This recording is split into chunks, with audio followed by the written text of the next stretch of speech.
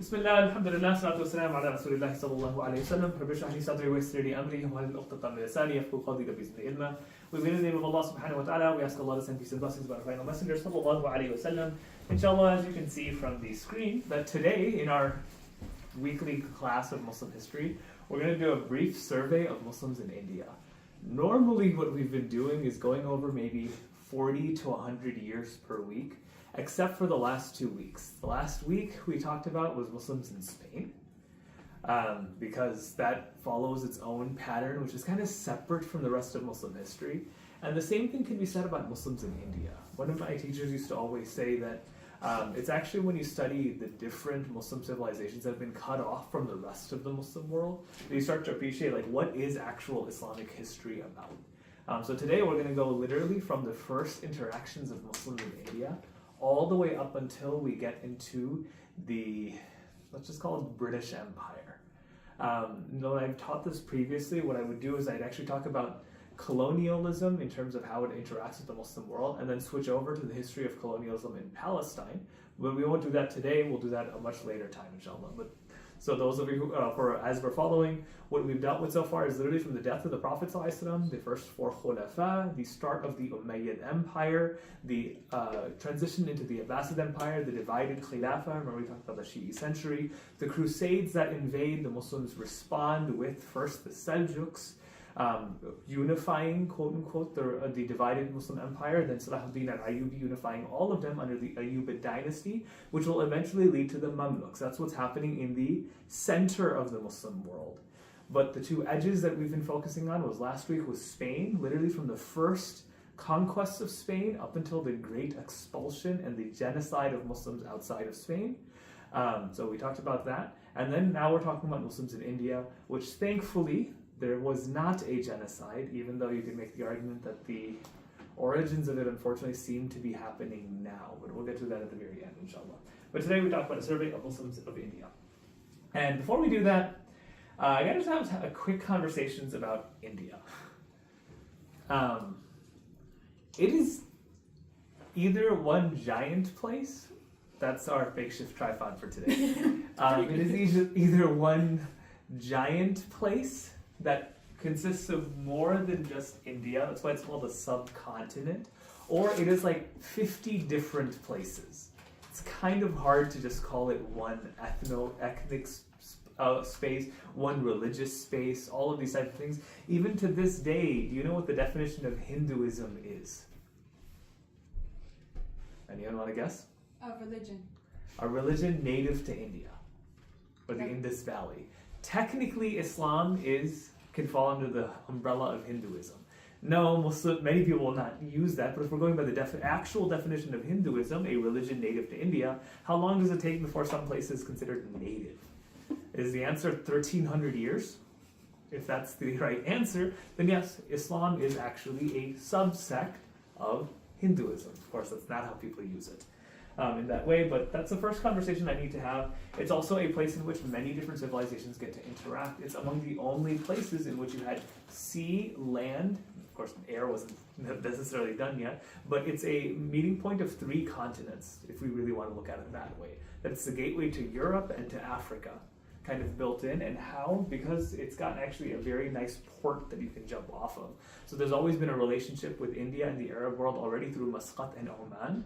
There's been a relationship, it's towards the end of a Silk Road, which we'll talk about in a little bit as well.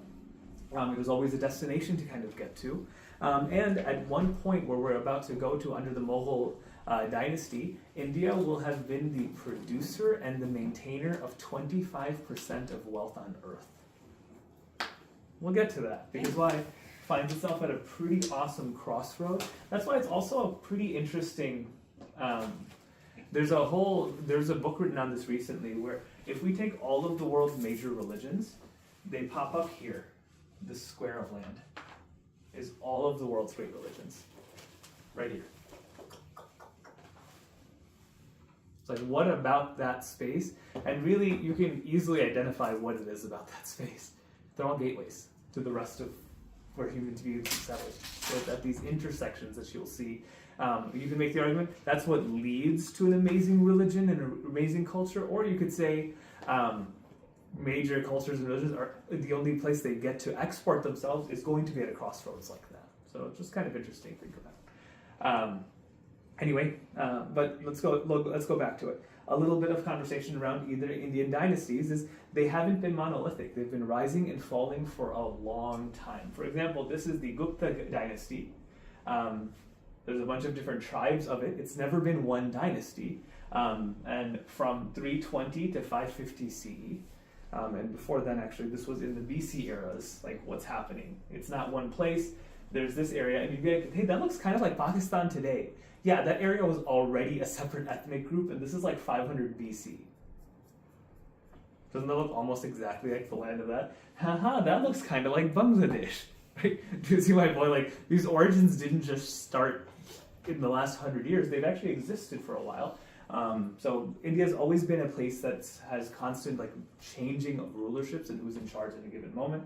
And this will be in 320 to 550. It's a constant change in battles that are taking place among the various non-Muslim or just Hindu nations that existed there.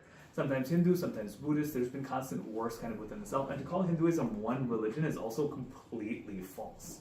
The practices of like the Brahmin class versus the Gupta class versus the Lodi, the Siddhis, it was always very, very messy and wasn't just one place. And then of course the note of India being on the Silk Road is it was oftentimes a destination from the east and a destination from the west.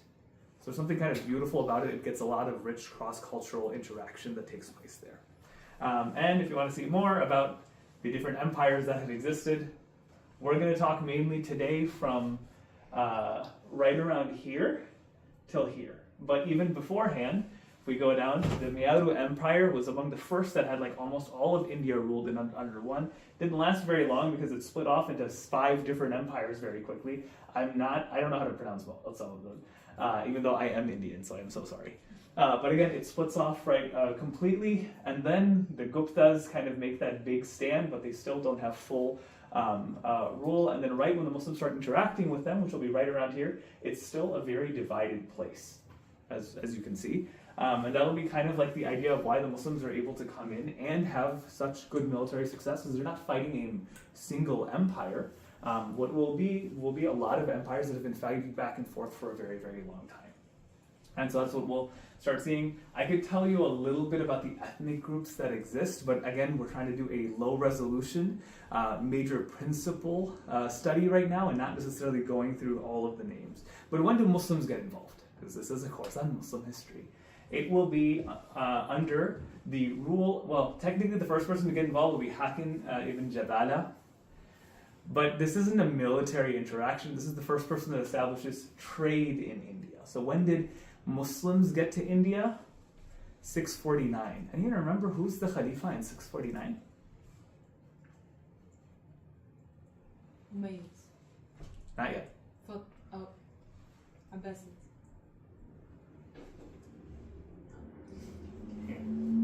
Ali radiallahu Oh. I said This is going back to those days. I said that. What now? Okay, anyway. That's when the battle between Muawiyah and Ali and all of that is taking place. Remember, so that's where we are. But anyway, Hakim ibn Jabala, a Tabi'i, yes. Would it have been Uthman? Would have been Uthman? But it's between Uthman and Ali. It's right around that time. Oh yeah, you're right. It's because 55 would have been Ali radiallahu anhu, right? Until 60. So you're correct. But anyway, it's in the Khulafa Rashidin when this is happening. He technically goes there and he settles in a small place in India known as Multan. And when he settles into the Multan region, the Muslims are actually just sitting there, and they form not a military outpost, they form a trade outpost in which trade is coming in from India, and they're overseeing it going back into the Muslim world. So it's really this establishment of this trade route that happens. But the real interaction that takes place is because of Muhammad bin Qasim al-Thaqafi. al-Thaqafi. He's known as like a legendary person in India, but what happens here is he invades India with a military force. But why does he invade? It's actually because a bunch of people who had settled in India for a number of years now. It wasn't just like a small place, but a group of Muslim men had settled into India for a long time, and they were becoming extremely wealthy from establishing trade. And they write a letter to the Khalifa, saying like, send us families. We have a like noble place of living. And actually, what ends up happening is a bunch of governors and families send over 3 boats filled with women and children.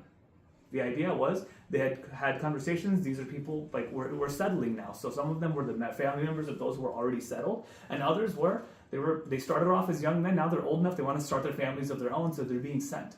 So there's almost like these royal families that are going, and they get abducted by pirates of the Raja Dahir. Now, when I say abducted, they steal them and they sell them into slavery.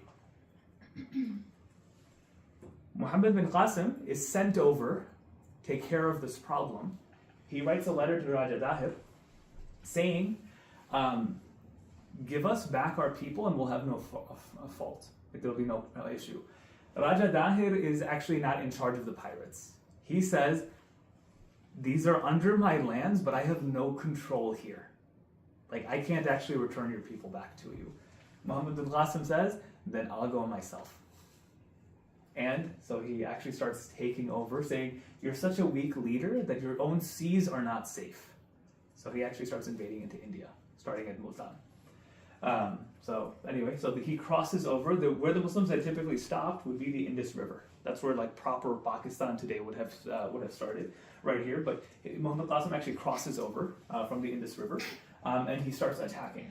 And when he does this, he first imprisons the Bal governor, who's supposed to be the one who the families were taken from. And but he finds out that the governor had imprisoned all of those and killed many of the prisoners already, sold them into slavery and killed them. So this creates this idea of like, Hajjaj sends over Qasim, go take revenge, go and fix the issue that's taken place. And so the initial conquest starts taking place.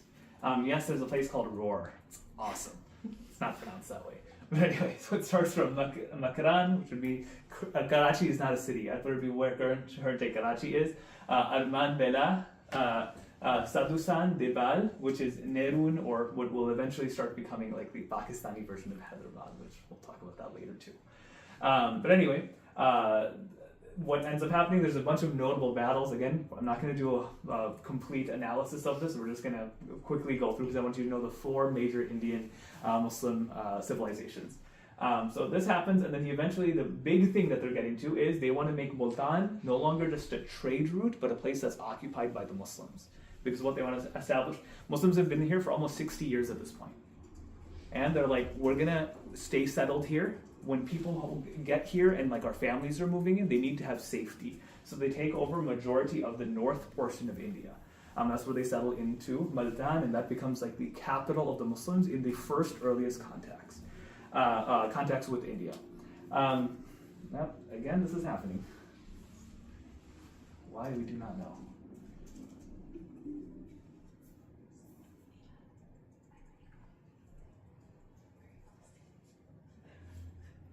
Some interesting recommendations here.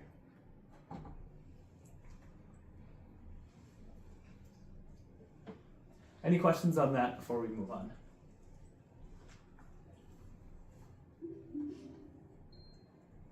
Do you have like a brief summary of where you are right now in history? Yes, so we are taking a break from a traditional study of history and just focusing on Muslims in India today because it doesn't follow almost any of the rules of what's going on in the rest of the world. So that's why we have to kind of treat it separately. We did this for Spain last week and we're doing it for India this week now. So why did the Muslim forces so easily conquer North India? Main answer is Muslims were much more mobile militaries. I want you to think about this. There's actually a really interesting story of when they defeat the Raja of Multan, Raja Dahir. He comes in riding on an elephant. And Muslims are extremely intimidated. Like, what the heck is that? Well, they know about elephants. So the feat has been revealed. Well, they haven't fought elephants before. So they actually start retreating initially until they realize it's really slow. And what Muhammad bin Qasim does is he rides up to a hill, and as they're on the hill, they start shooting arrows. And with I don't know if this is a legendary story or not. Most of this history is gotten from one text. It's called the Bashnama, the 5 names. That's where this text really comes from. But and it was put together by a Muslim to like praise the battles that took place. So we don't know how much of this is actually historic, but because it's based on one text. But anyway, he rides back to like a hillside. They start pelting it with arrows, and they end up getting the Raja's elephant, and a fire arrow pierces its hide, and it goes crazy and takes out majority of the elite guard.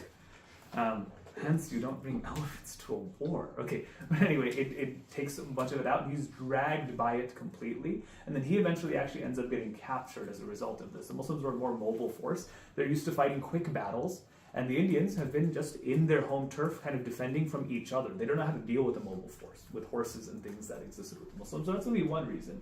Second, the troops were unified for a common goal. They're saying, what? You took our people. Give them back. You can't maintain safety of yourselves. You're fighting amongst yourselves. Let us come in. They were all Muslims. So we have to also call it's prophecy. There are narrations of the Prophet ﷺ talking about like Muslims expanding to the far east and far west. So they had this, and these are tabi'een. Some of them are even Sahaba who are actually going through here. So there is a religious argument to be had of like, of course they were going to be victorious. And then the other side of this will be that the population that they're conquering is mainly Samanis, a Buddhist group from the east that was under occupation by the Sindhi Brahmin dynasty of the Guptas and the others. So they were already an oppressed people. This is similar to why the Muslims so quickly conquer majority of the Byzantine and Persian lands. Because as they're going in, they keep being these rebel factions that are like, dude, we've been occupied, let us fight with you. So Muslims go place after place after place, actually getting aided by the local population. That makes sense? So that's how they go through. This is literally from Wikipedia. The Arabs' first concern was to facilitate the conquest of Sindh with the fewest casualties, while also trying to preserve the economic infrastructure that already existed within India. Towns were given 2 options: submit to Islamic authority peacefully, because they were going to establish what have they experienced so far? We sent over a group of families and pirates took them over. So they're like, all right, submit peacefully or be attacked by force, with the choice governing their treatment upon capture. So the captured town was usually accomplished by means of treaty with the party from among the enemy. So whoever helps us kind of overthrow it will have good treatment, and who are then extended special privileges and material rewards as a result of it. So it's like, you can be with us, or we're going to come and fight and take over.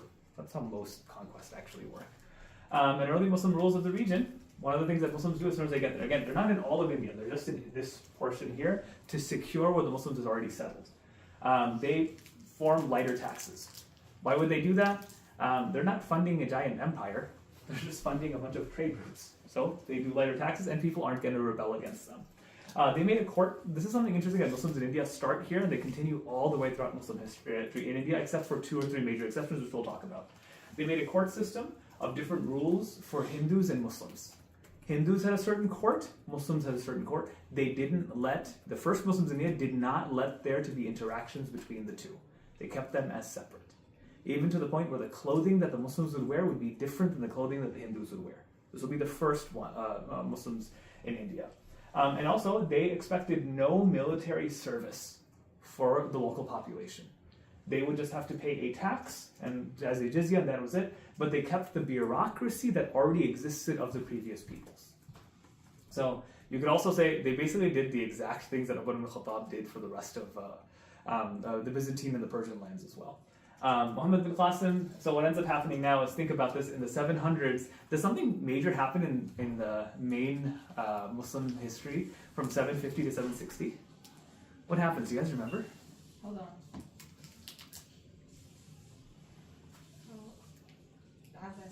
The Abbasid revolution, right? The Umayyads are kicked out. So that's exactly what happened. Muhammad bin Qasim is taken back to Iraq because of a revolt on his governor, his cousin. Who is his cousin? His cousin is literally like the Khalifa in Damascus, and he's killed there. Muslims in India then changed rulership. Actually, it's kind of interesting. The Abbasids send over a new ruler, and he somehow dies in transit. He's killed. in transit, and they instead get the succession. A bunch of smaller rulers start taking over, and eventually the one who comes forward is going to be Muhammad al-Ghazni, who we'll talk about next. So there's going to be 4 different groups that we talked about today. First was the first Umayyad conquest of India. They only get to Multan, led mainly by Muhammad bin Qasim. There's a great book that was written about the conqueror of Sind. That's an awesome text. I really suggest you read it. And you'll see that they established themselves only in Multan, in India, mainly to establish a bunch of trade routes to connect the Muslim world to the rest of the East. Make sense? That's the first major rulership. We have how many of these? 4 of these. Technically, I could divide it to like 15 or 16. We're going to focus on 4 because I'm going to group a bunch of them together. Something interesting, they do produce their own coinage. And on their own coinage, it says, La ilaha illallah Muhammad Rasulullah. So, yeah, they're establishing it just as the early Abbasids would have done. That's the coinage towards the end of this period. But once Muhammad bin Qasim gets assassinated, the new ruler supposed to come in from the Abbasids, that gets assassinated, you have the divided Khilafah taking place. What is the divided Khilafah? Was exactly, remember, in the rest of Muslim history, you have the Fatimids, the Qarmats, the Hamdanids, the Buwayhids, the Ghaznavids, who actually we're talking about here. There's going to be the split off here. The Seljuks, the Tulunids. We have so many of these different groups. Remember that one map with the whole divided Khilafah? That same thing is now happening here, where the Ghaznavids, they expand into this area, and they're like, we're going to now control this region of India. And Sultan Mahmud Ghaznavi, who rules for quite a long time, if you look at that, almost 60 years. That is almost unheard of. That's how much long this. He rules for about 35 of those years or so, but his son takes over right after him as well. But they come from the Afghanistan region, and he put 17 expeditions into India. He is an extremely controversial figure. Some will see him as, look, he finally expanded Muslims into mainstream India, into Sindh itself. Like, we get into about half of India. Others will say, actually, it destroys so many Hindu cultures and Hindu temples that the origins of Hindus and Muslims fighting didn't actually exist in the first ones. That was just an empire. He's the one, or this empire is actually a foreign empire coming to rule over the Indians. I think the truth is somewhere in the middle, but I tend towards, you'll see where I tend towards once we continue this. But his campaign, he starts from Khorasan, Persia, Balkh, Herat, Merv, Afghanistan, and then he eventually makes it into Multan, India, and goes all the way down through Sindh. Again, so these are the route that he takes. He goes into majority of Iran, then defeats Jaipal. It's a very major battle where he conquers Peshawar and actually names it that way. That's why so many like Pakistani cities today actually sound very Afghani, because it's actually Afghanistan that invades into Pakistan. Even though these countries don't exist as actual countries yet, but those regions still do. Jaipal was the ruler of Punjab at that time. So there's a whole thing of he had a war with his father and then made peace agreement with him to save his women and children, but who wins at the end of it is actually going to be Muhammad al-Ghazni. He takes over Multan and establishes Ismail Shah and Nantbala. Don't worry about this all too much. The biggest thing that he's known for is, as he's taking over, there is a giant Hindu temple known as Somnath. And in his last raid, he destroyed and looted the temple, the major temple of Gujarat. To this day, Indians have not forgiven Muhammad al-Ghazni for this. And this is what they'll say: Muslims came and destroyed so much of India. They've always been what? Conquerors, destroying our places of worship and all this type of stuff. And yeah, he actually does this. He took India. The other thing that's kind of interesting is when he conquers, he mainly takes India from the other Muslims, but then he continues through. And his conquest is very different than the last one, that he's actually stealing from temples and destroying temples and things. The previous Muslims, they only fought battles, and they wanted safety for the areas that they had settled in. Muhammad Ghazni comes in as an actual conqueror. That's what he does. And lots of wealth starts to be recognized or stolen. And a correction to this will actually end up happening with the next sultanate, which will be the Delhi Sultanate in 1200, and then back to the Mughals. But still, this would be like an oppressive force that's placed on top of India, and it is a Muslim oppressive force that's there. So this is the second region. First was trade. Second was actual conquest. But you can make the argument, why is there conquest right now? Because the Muslims are kind of divided all over the place. Everyone's taking whatever they can get, and this seems to be a result of that as well. Third, the most amount of time we're going to spend on today is the Delhi Sultanate, from about 1206 to 1526. Again, so 1206 would be towards the end of the Crusades, if we're talking about what's happening in mainstream, and 1526 will be all the way up until the end of the Mamluk era as well in the rest of the Muslim world. I know we haven't studied the Mamluks yet. We're going to get to them after next week, inshallah. Next week we will not be having class because Thanksgiving. Week after that is when we're going to continue with the Mamluks, inshallah. But anyway, Delhi Sultanate is next. Delhi Sultanate goes through a ton of different groups. I've put them down to make it easy into 4 groups. Could I have turned it into 7 to 10? Yes, but I'm trying to keep this as easy for you guys as possible. The first is what I would call the slave dynasty. Why I call them that is that's actually what the Mamluks are. The first dynasty is called the Mamluk Sultanate. You have Qutbuddin al-Aybak, one of the coolest names ever, who establishes himself as the Delhi Sultanate after defeating the last Hindu ruler of Delhi. And he built Qutb Minar, which exists to this day. Qutb Minar will be, it's one of the biggest towers that exists up until the building of the Eiffel Tower in the 1800s. Kind of cool, but it's also called the Delhi Tower.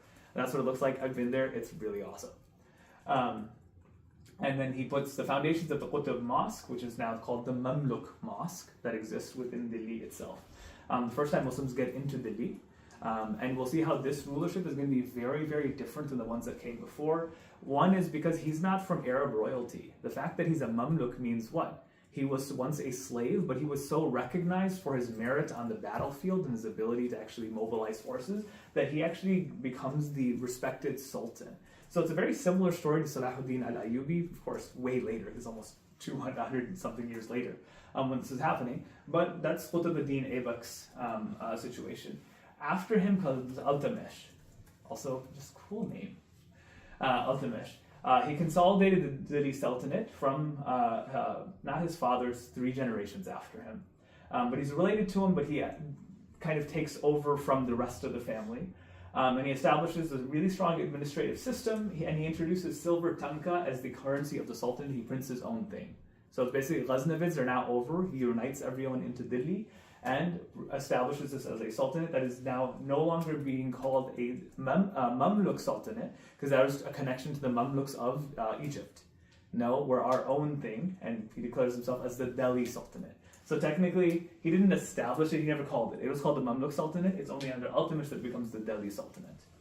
And then the most interesting thing about Iltutmish will be when Iltutmish is dying, he's got 2 sons and 1 daughter. But he thinks his 2 sons are idiots. So he puts in charge his daughter as the Khalifa or the Sultan after him. Sultan Razia Sultan. There are many awesome books and texts kind of written about her, but she is actually a woman who is the ruler of the entire Delhi Sultanate. And I'll look at it in the map to show you how much Delhi Sultanate actually took over in India. This is the first time this took place in India in general. That is, a woman is leading. And you can actually have the conversation, why has India had so many Muslim women prime ministers, even Muslim women prime ministers and leaders? And in America, we still haven't had one. Kind of interesting, isn't it? Anyway, so we like to sometimes, people strike to sometimes feel like Islam oppresses women. It's like, dude, in 1200, she's basically a Khalifa in her own right. She's a Sultana. And she's known for administrative reforms and military victories, and she would actually ride out into battle too.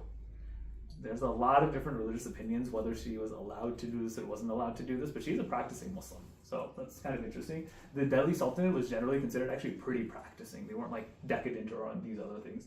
And then after her comes Balban. Actually, there's 2 people in between her, but I'm only giving the more important ones. We're gonna eventually figure out why this is happening so much. Is it a loose wire?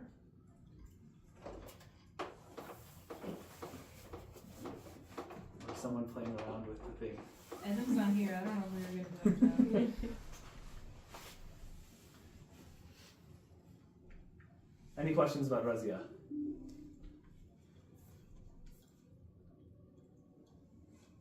We'll talk about this in a little bit in terms of like what was it about the Muslims that allowed for them to have a woman as a ruler. And I'll answer that briefly right now because Muslims were all about breaking the caste system. That's one of the things when Muslims moved into India. One of the things they noticed was there was a strict caste system that was even more problematic than the ones that the Asabiya of the Arabs had. The Arabs also had an they wouldn't call it a caste system, but they had a system of what? Like nobleship, you're from this tribe versus this tribe versus this tribe, but that didn't lead you to not being able to marry into another tribe. That could eventually happen, so you could break it generation after generation. When they came to India, they're like, dude, this is a caste system that even is in your afterlife.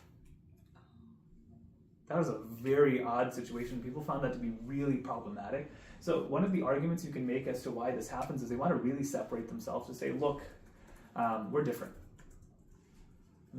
She's the most meritorious of his children, so she gets the one who gets to be the one who gets to lead afterward. But again, Balban, he reestablishes the authority of the Sultanate. What happens after Razia is, that's one of the issues, and people use this as a criticism of Razia. After her, there's a civil war that takes place. Because why? They're like, well, who gets to rule after her? Should it go back to the sons of Altamish?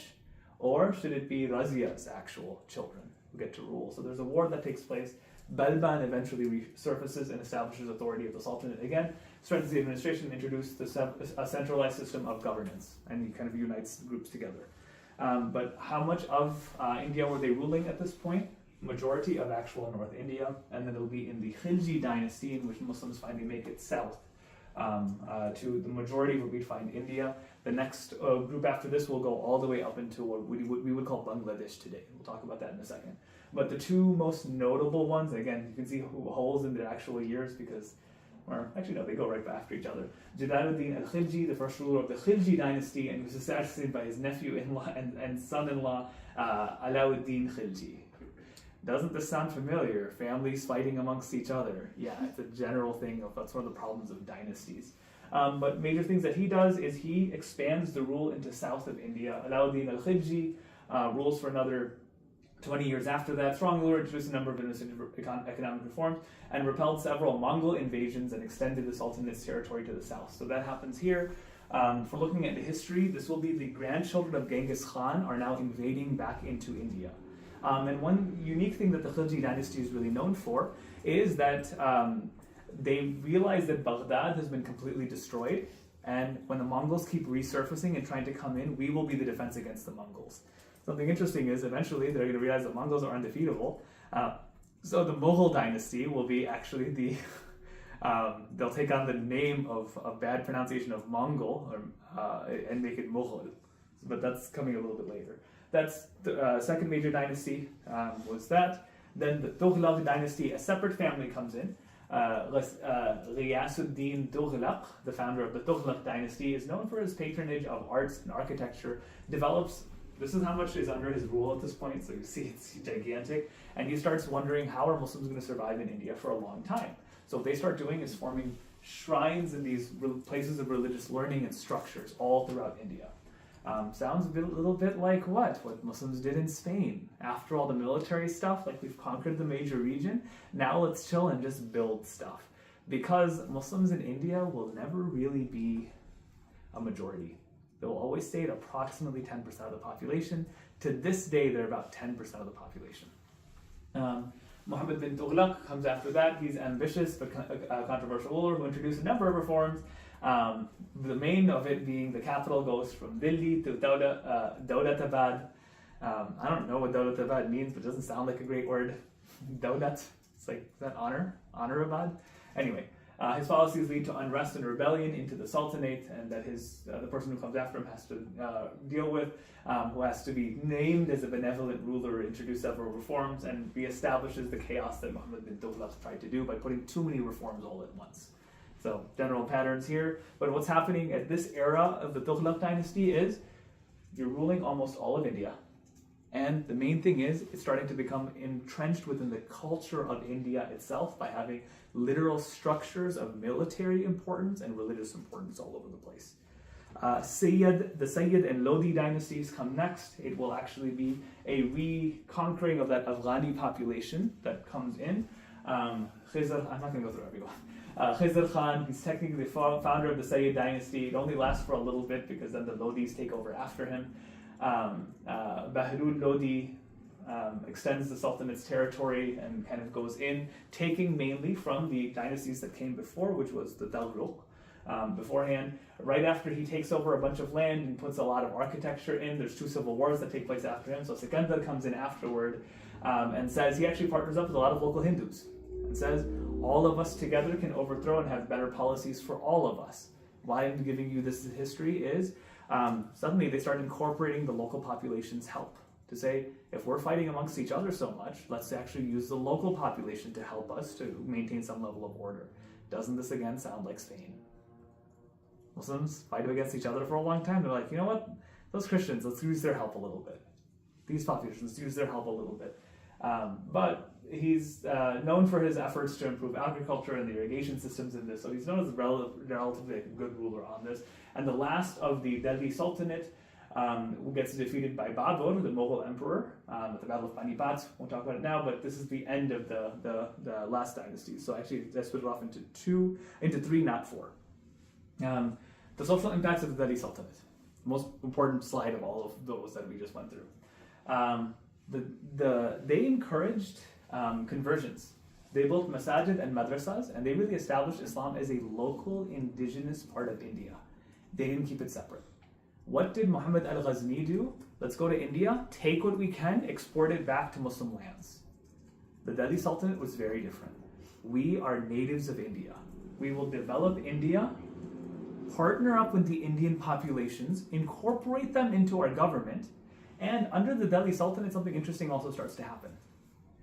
This will be really done by Akbar Khan, who's actually a Mughal ruler, but they will say that the Hindus are people, Ahlul Kitab.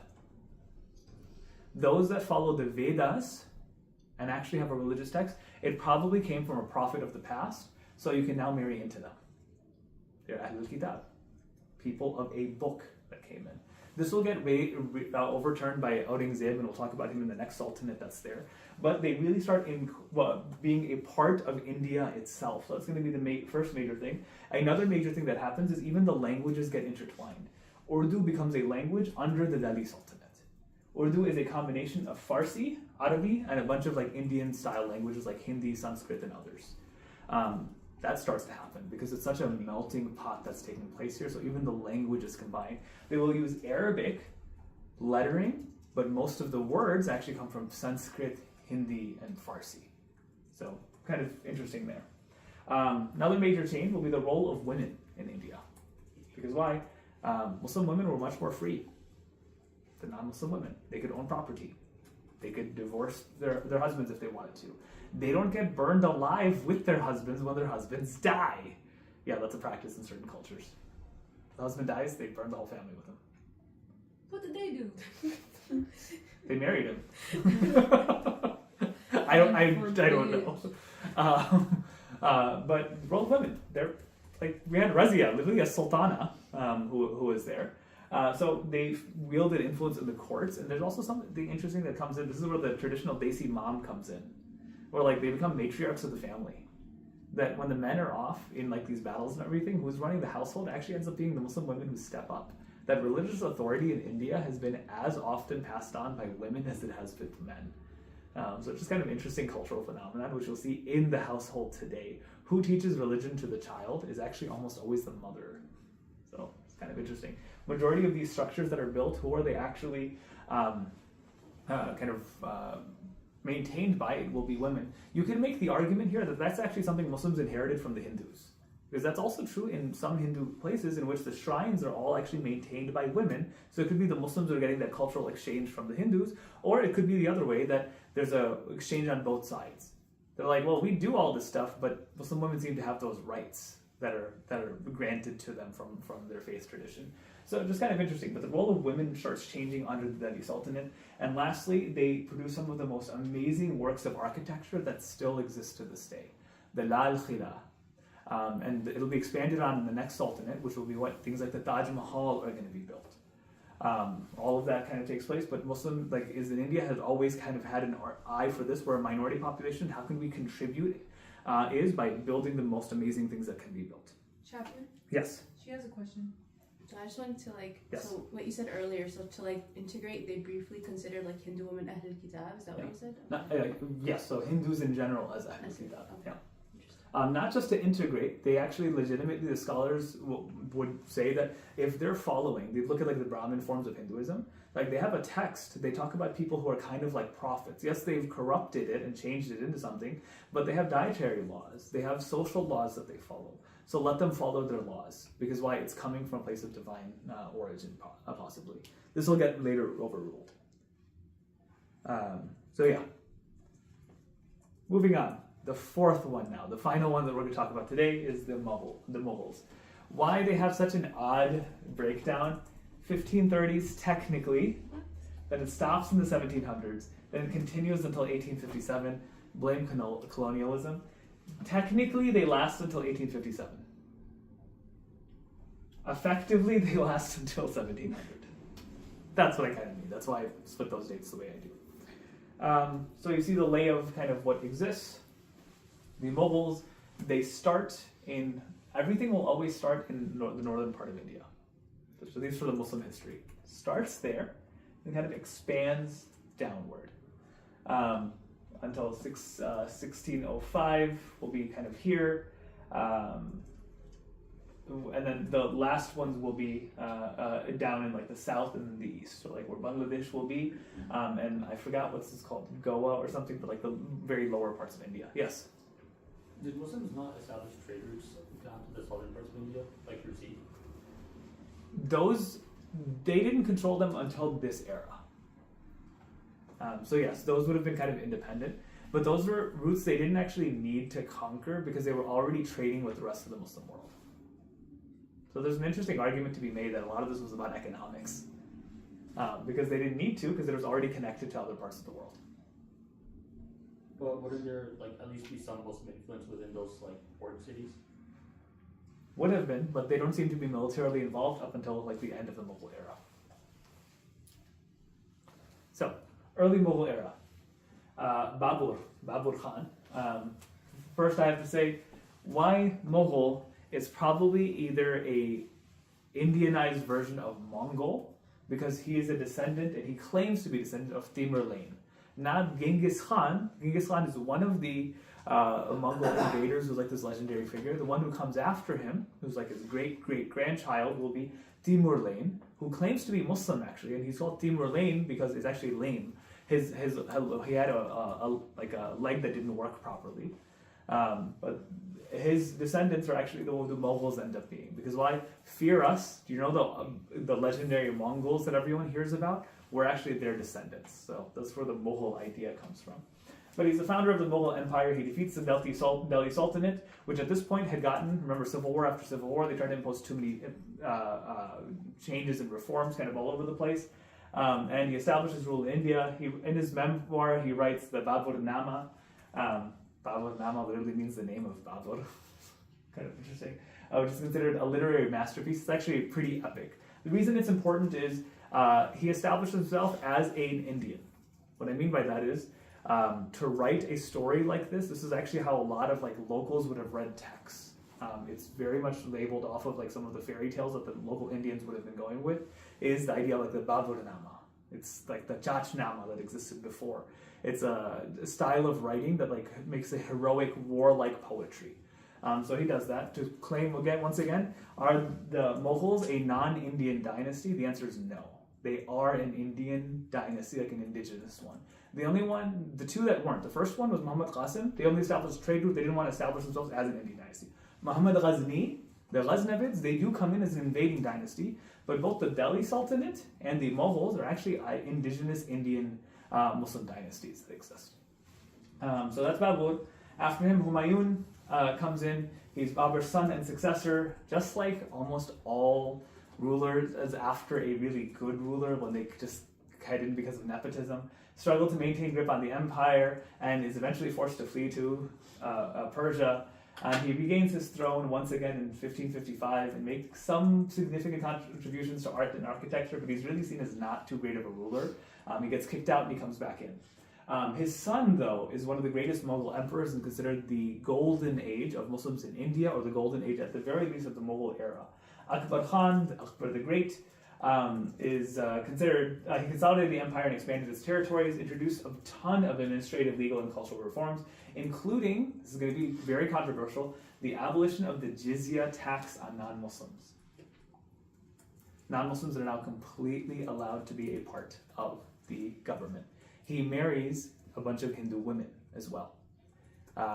Seen very kind of controversial. Some people are like, oh, well, he's the, and again.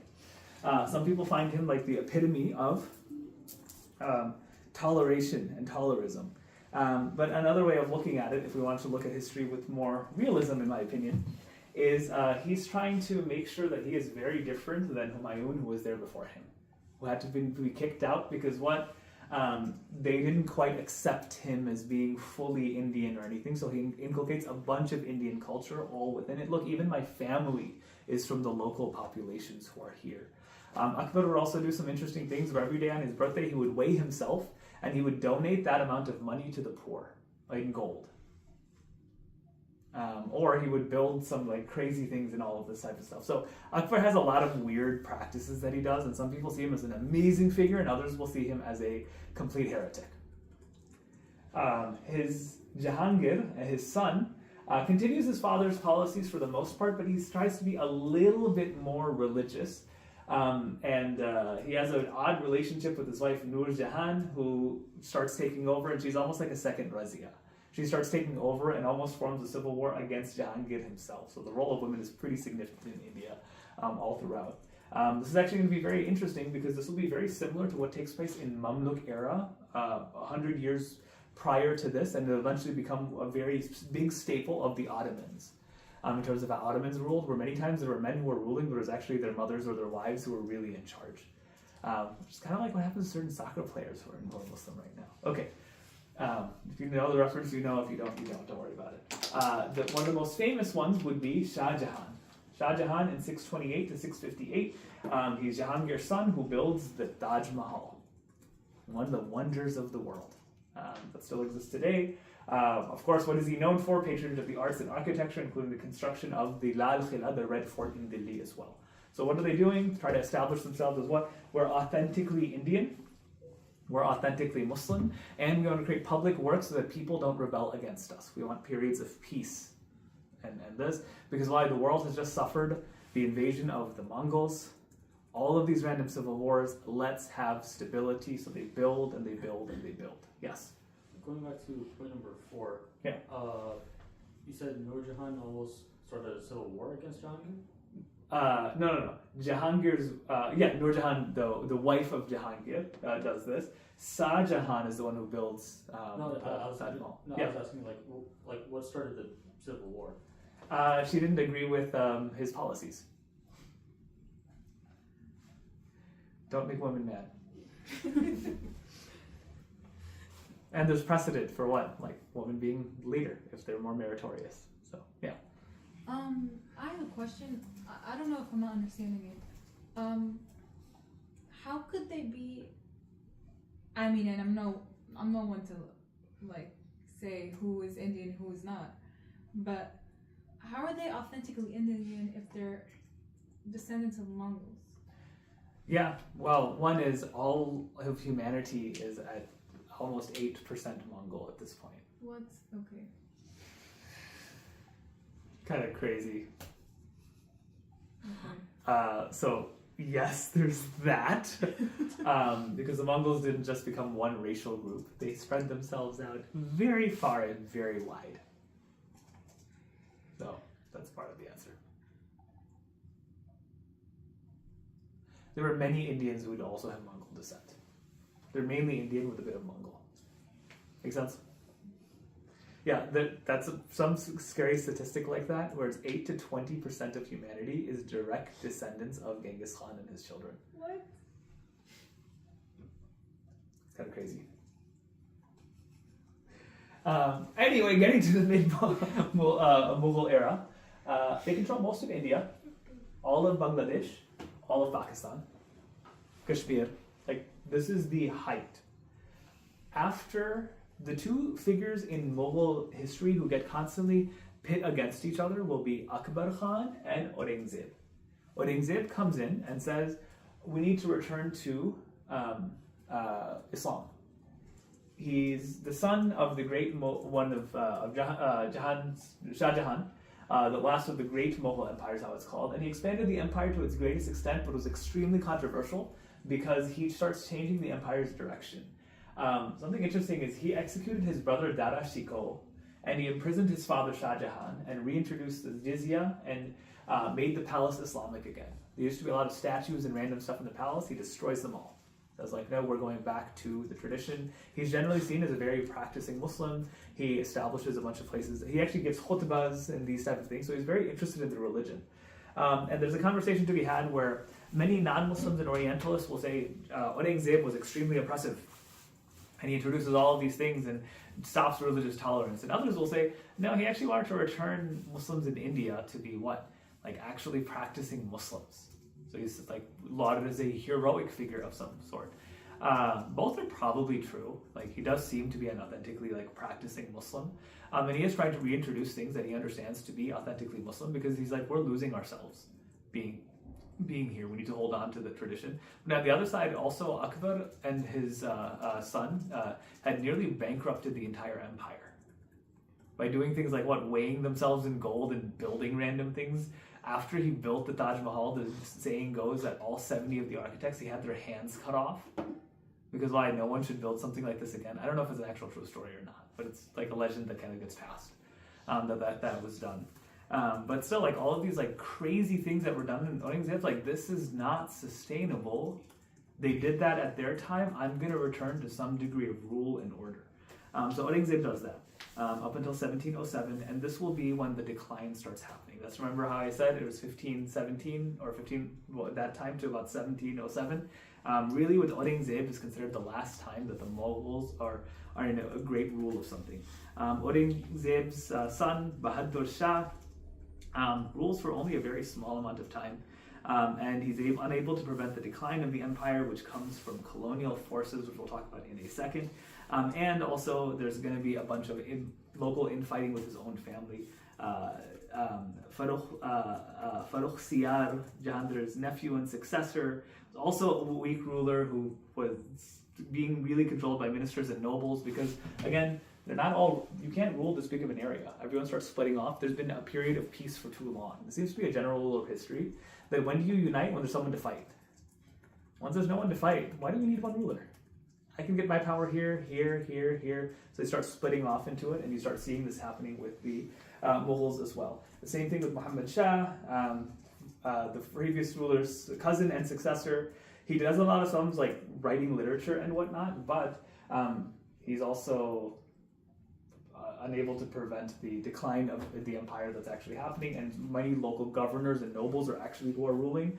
The actual Mughals start losing land over and over again until you get to this point where they all pay homage to the Mughal dynasty, but there's the Mughals, Ohams, Marathas, Rajputs, Bhopal, Bengal, Sindh, Hyderabad becomes a complete Turkish city, and Awadh gets split off. They all kind of say, oh, we're part of the Mughals, but they're all doing their own thing. Sounds familiar once again, because this is why I asked the question, what's the natural state of Muslim empires? We're decentralized. We always have been. When do we unite? When there's a major threat.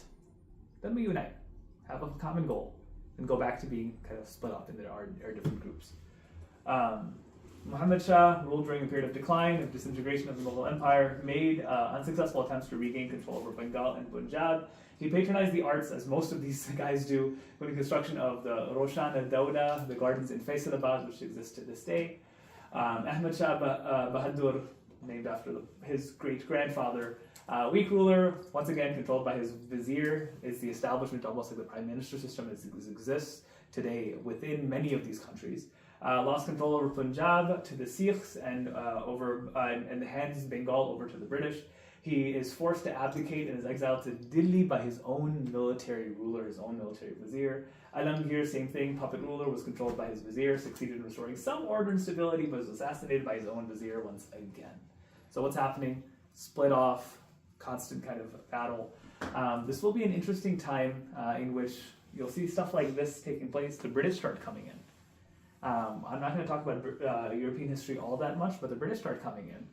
And they start realizing, there's a bunch of these people kind of fighting amongst each other, and they have, even though all of this is going on, economically, India is a powerhouse. It is an exporter of 25% of the world's wealth, passes through India. Like, ooh, they look like they're easy to conquer. So you could say some of this was they did this themselves, and others is people who want to come in and take over India started doing so. Same thing with Shah Jahan, puppet ruler who had no real power or influence, assassinated by his own vizier once again. And what's the big thing? They patronize the arts. They all just build things while kind of being that. Last few ones, it's actually really, really sad. Shah Alam II is kind of going to be important. 1760 to 1788. What happens during this time? America. Okay, sorry. In case you forgot where we are. But he's imprisoned. This is going to be an interesting one. He's imprisoned by the East India Company and forced to sign the Treaty of Allahabad, which ceded over the control of majority of his territory in Bengal, Bihar, Orissa to the British. Then he tries to fight back in the Battle of Buxar, but he gets completely defeated. Because part of it is the Nawab of Bengal actually kind of betrays him. And then he becomes a figurehead ruler with little power of influence. Again, what did he also still do? Patronize arts and architecture. Each one of them seems to do this. Akbar II, continued decline, nothing really here. Patronize arts and literature. Bahadur Shah, last of the Mughal emperors, and probably the saddest one of this. He becomes a symbol of the Indian rebellion. A couple of interesting books that are written on it, but he's forced to flee into Delhi and he goes into exile in Rangoon, Burma, now Myanmar. So there's an Indian population in Myanmar, a lot of this there.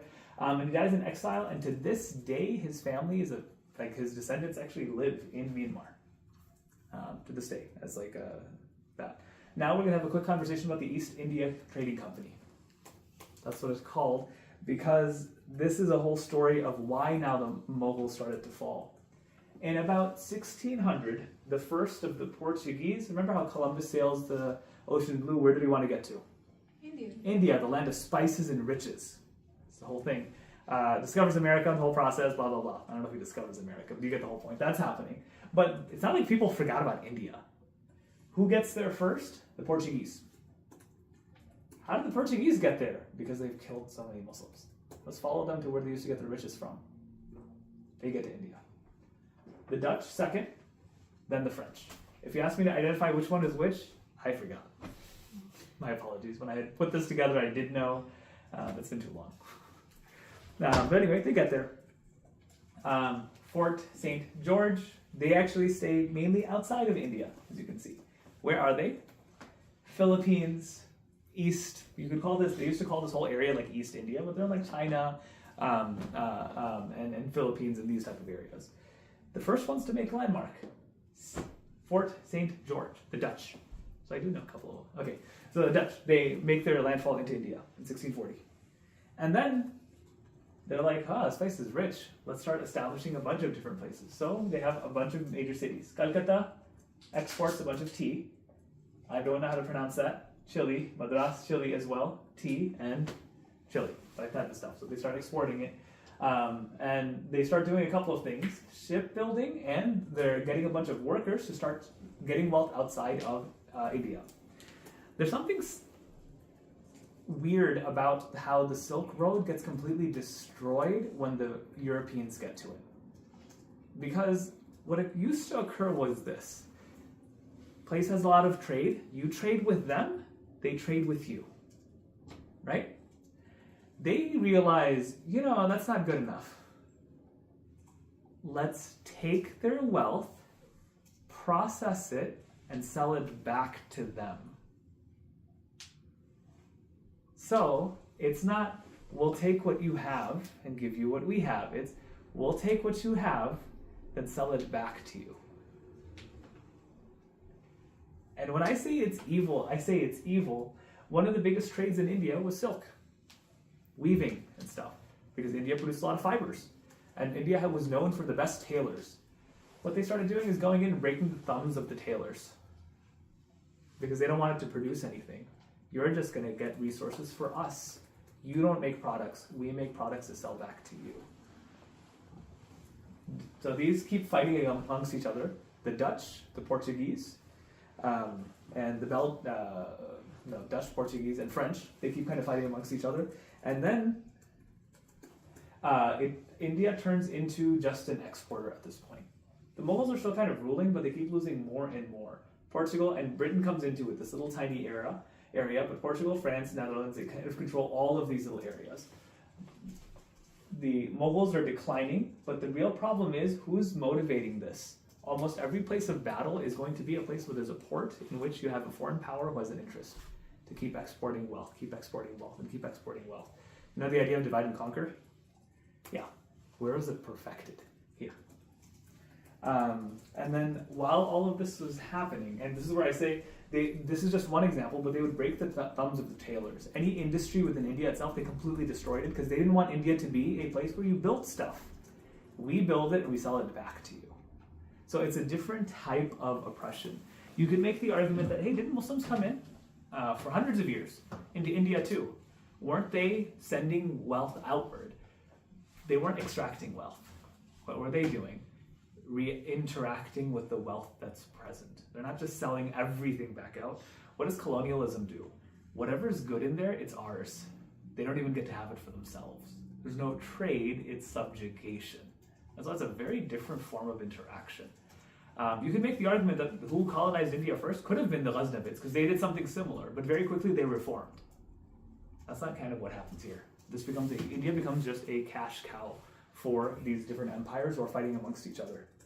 And then comes the 7-Year War. Who is it between? Portugal, Spain, Britain, France, Prussia, and Austria. Who is the big winner of the 7-Year War? This is what the world kind of looked like at this point. We have 13 colonies, right, of the United States. What would be that? You have a bunch of different places. France, we eventually purchased the whole Louisiana Purchase through the French and all that type of stuff. But there's wars happening all over the place. After the 7-Year War, you'll see what happens here. Great Britain had that little tiny section. They take over a bunch of this, and eventually they will conquer the Mughals and take the north of India, which ends up leading to the rest of India.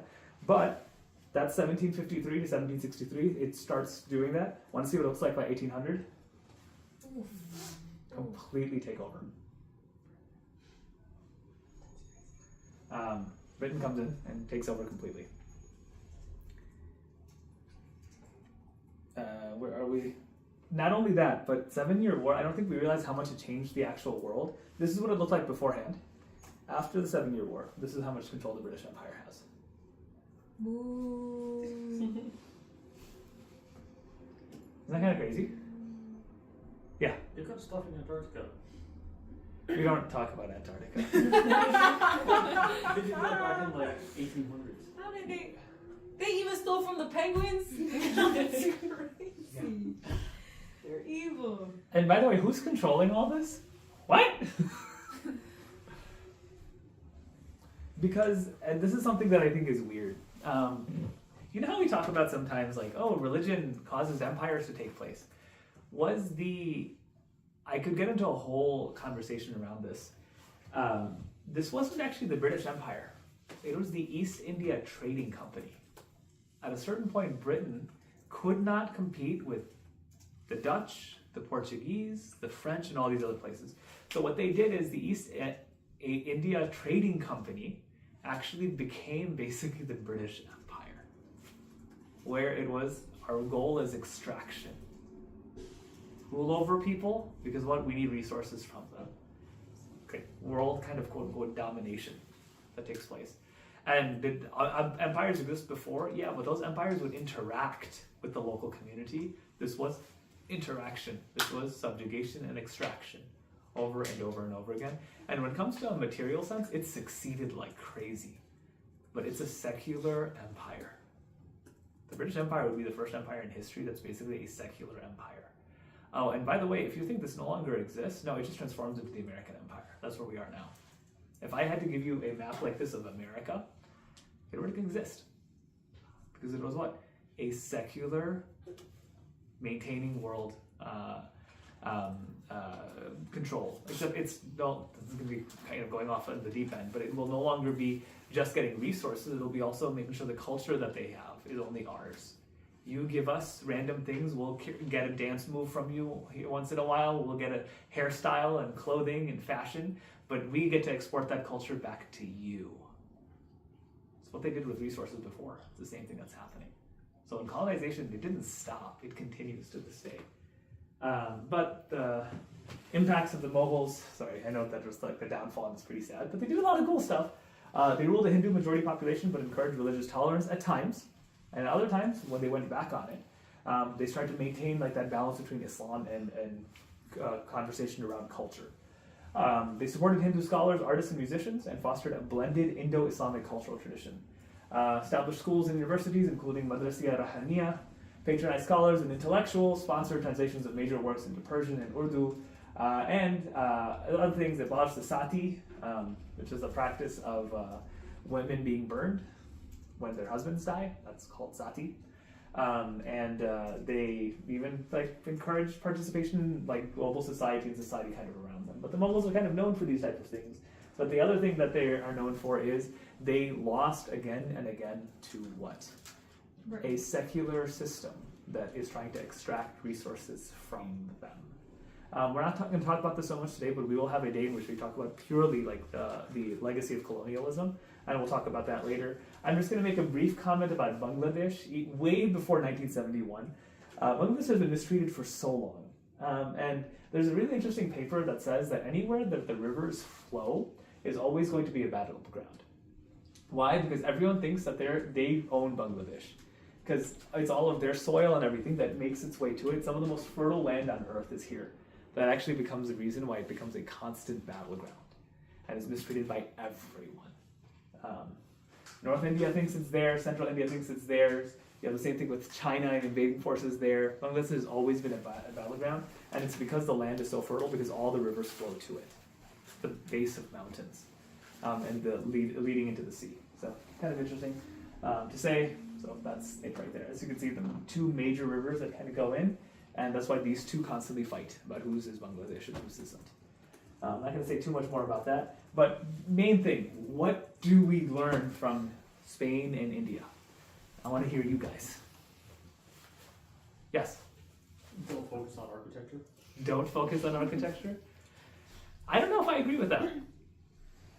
So, in Spain, yeah, we see that. And what happens? That literally as the invading forces are coming, all they're doing is constructing architecture and they get completely expelled out, right? In India, they stand there, but India is either considered the second or third largest Muslim country on earth.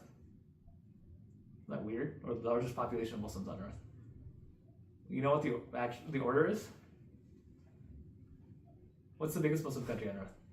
Malaysia or New Zealand? Indonesia. New Zealand? Sorry.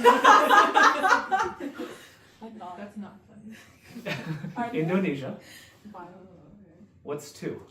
Pakistan. Now it's Pakistan. Up until maybe 15, 20 years ago, it was India. Then Pakistan. But now it's 3 is India. I don't know what 4 is. China. What? That's kind of crazy. Okay. The amount of Muslims in China is actually pretty significant. You don't hear about it. It's Because there. they're dying. 4. Or no, 5, sorry. What's 5? Then we finally started getting into like Egypt, like what you would consider like the traditional Muslim world in that way. But it's a very close second to like Malaysia, Philippines, and these type of areas. Which is kind of interesting, where India still has actually a pretty large population of Muslims. Close to 200, 300 million Muslims live in India. So is it the same as Spain? I would make the argument no. And part of it was because Muslims in India actually interfaced with the local populations quite a lot. They didn't consider themselves, and they didn't have the luxury of importing other Muslims to come and help themselves. Remember what happened in Spain? Like, oh shoot, we're not winning, let's go get some Almohads, Almoravids, these people from like North Africa to come and fight. And they became ruled by them and created a whole bunch of infighting. Muslims in India was like, no, we're actually going to interact with the local population. So it was a better form of integration. And part of it is because they used their military much more effectively. They use their military much more interestingly in that way. So similar, but they did focus on the arts, and you see this like consistent trend of Muslim history, which is at a time of peace, Muslims kind of spread out. They form into their own small structures, and then someone else comes in and conquers them. That happened in Spain. That happened in India. The key difference will be in Spain, who conquered them will be the Catholics, who completely have a terrible purity of blood and will wipe out Muslims in Spain completely. In India, the British weren't interested in wiping out the Muslims. What they were interested in is extracting things from the Muslims, and Muslims seem to have given it up. That's what also leads to Muslims start focusing a lot more on very spiritual practices, because why any material success they have just completely goes out the door, or they all become doctors and engineers. That's the only way you get to serve your colonial masters. That starts to happen too. And there'll be three major Muslim movements that could pop out. It'll be the Deobandi movement. Preserve, preserve, preserve. That's all we got. We don't progress. We just preserve. There'll be the academic Islamic movement, which is like Aligarh Muslim University, where let's take their style of education but Muslimize it for ourselves. That'll be kind of one response. And then there'll be the Nadut al-Ulama that tries to do in between. We'll take their university structure, but we'll form our own thing. We don't want teachers from them and all this type of stuff. So that starts becoming like Islamic responses. That's not part of this class, but that becomes responses to kind of this takeover that's taking place from the British. So that's there, but there's interesting lessons to be had about how do Muslims interact in a moment of peace, moments of war. They unite together. There's lots of cool intellectual developments that happen. You'll see unique things that happen in Spain and India that don't happen anywhere else. In Spain, you had something similar, where you have these opinions of fiqh and of tafsir that you didn't see anywhere else in the Muslim world. You see the same thing happening in India. You have opinions and things that were unique and significant because they're mixing with local populations. And you could say they have moments of failure and moments of success as a result. So there's this constant return back to the Sunnah. No, we're taking in too many foreign influences. Let's go to purity once again. So all of that is also still happening in India the whole time. But I'm hoping this gave you a little bit of insight in terms of what that looks like. What were the four major contexts of Muslims in India again? First was Muhammad bin Qasim, the first Muslim interactions with India.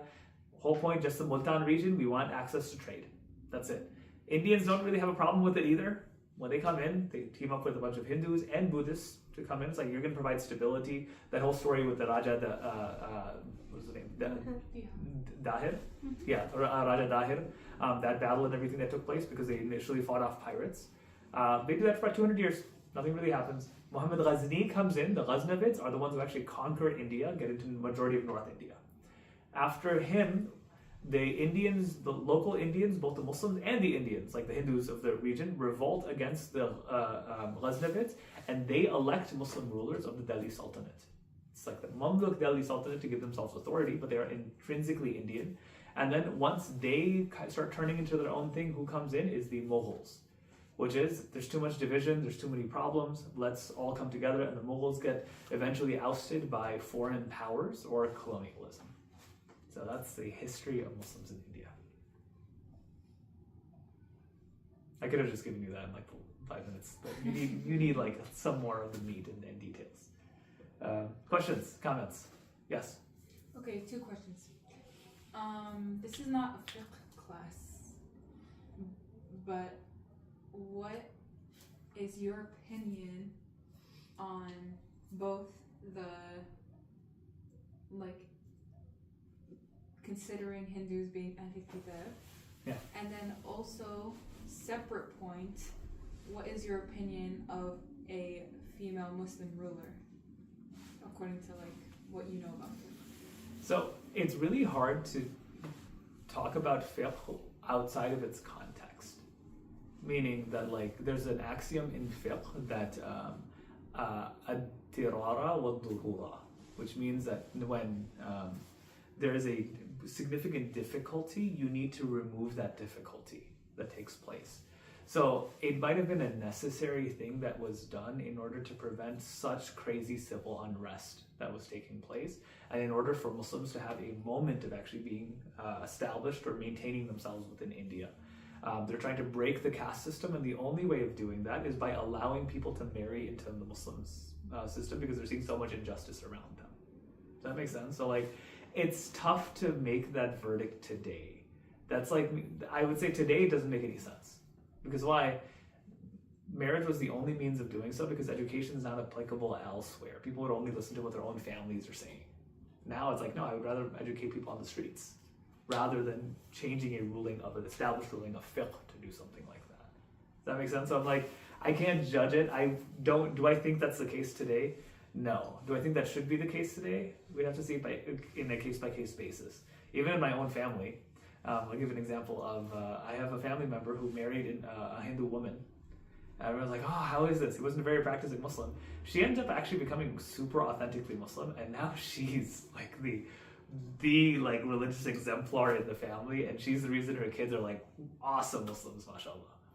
So it's like, did it start properly? No, but did it actually do good for them? Maybe. Like, it's hard to say. So like the fiqh of that moment, I can't really comment on it. The idea of can someone be a Muslim ruler woman? If the community is ready for it, then yes. If the community is not ready for it, then no. Because why?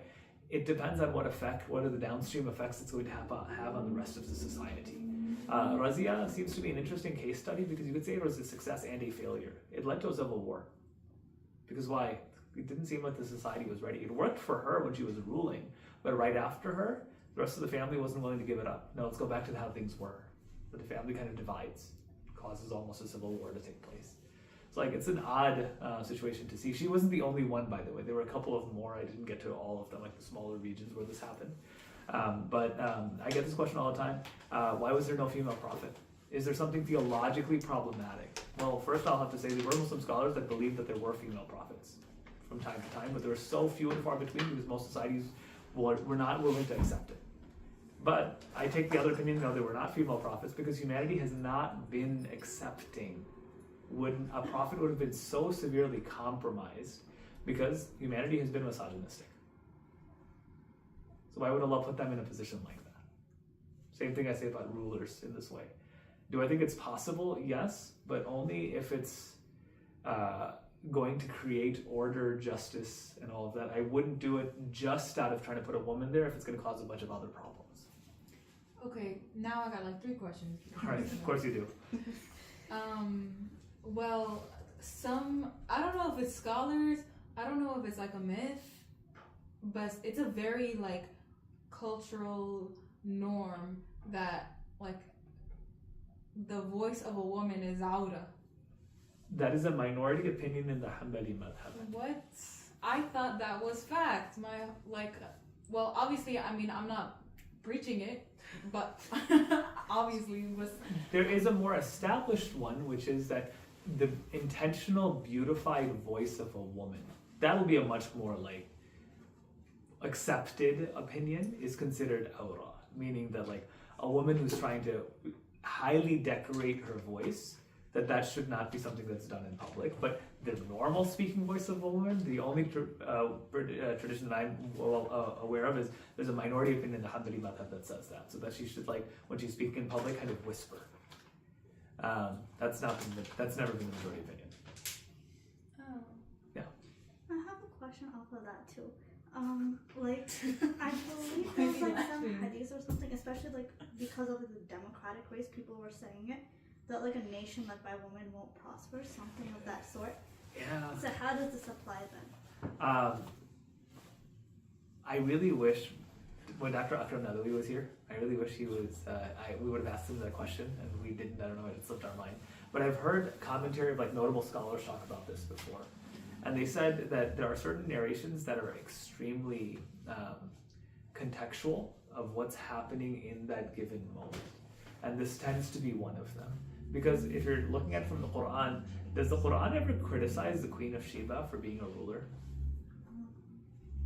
Because her society was okay with it, right? So if anything, she's actually praised as like recognizing the truth, all of this. Like she's a noble ruler of her tradition, and Sulaiman actually respects her by inviting her into the palace and like giving her dawah in this way. That's where I'm like, You see that directly in the Quran, but the contextual component of a woman who is in rulership. Sometimes I've seen that taken as I don't know how to say this, but like in certain societies, a woman who's a ruler is typically also like a sorcerer. That's what happened in Arab society, where there was this like woman prophetess that was like claiming to see visions and like be like all of this type of stuff. So like, yeah, that's really what's being referred to. That if you put a woman, someone who normally would not be listened to, there must be something weird or specific as to why they're listening to her at that moment. If society doesn't value women, why would they value one random woman? Does that make sense? Yes, just like that. Oh yeah. Okay, going off of that. I'm gonna go ahead and pause this because the video is getting quite long.